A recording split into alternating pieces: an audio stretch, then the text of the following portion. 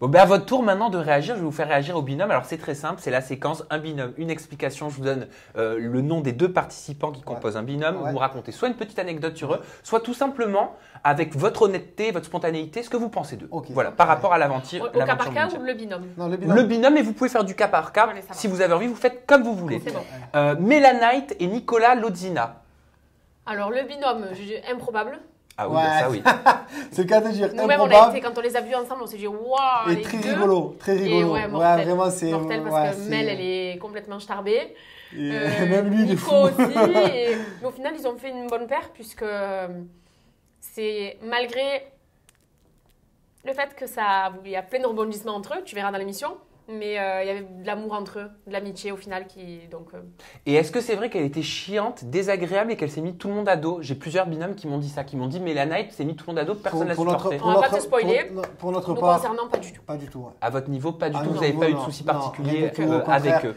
Et je pense que ça a fait du bien au programme d'avoir une Mélanite. Je pense dans le sens où c'est parfait parce c'est qu'en rigolo, fait, tu vois ce que je veux dire, on l'attend pas là, c'est aux antipodes de son caractère. Ouais. Quoi. Ah oui. C'est ça qui est marrant au final. Ouais, ça nous crée des scènes truculentes. Paga et Elsa. Paga, Elsa. Gros coup de cœur. Gros, ouais. Paga, Elsa, adorable aussi, une belle rencontre.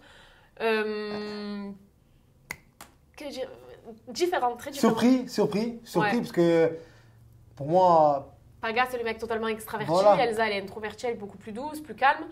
Mais chapeau pour leur parcours dans l'aventure. Mila et Julien.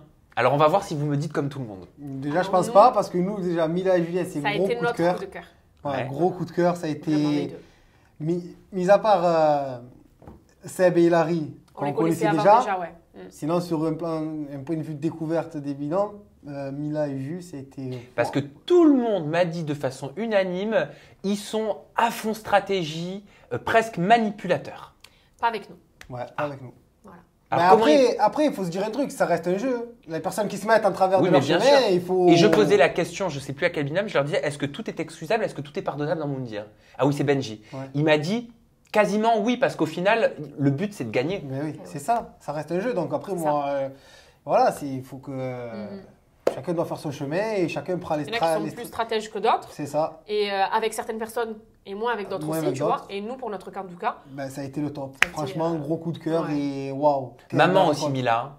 Un petit peu. Côté maman. Côté même grande sœur. Moi, il y a eu quelque chose qui m'a beaucoup touchée dans l'émission. C'est d'ailleurs pour ça que ça a été un coup de cœur. C'est des petites attentions. Non, c'est beaucoup d'attention. C'est beaucoup d'attention. Voilà, qui prend soin. Dès le matin jusqu'au coucher, c'est beaucoup d'attention, que ce soit de la part de Mila ou de Jus. C'est vraiment, humainement, ils sont là, quoi.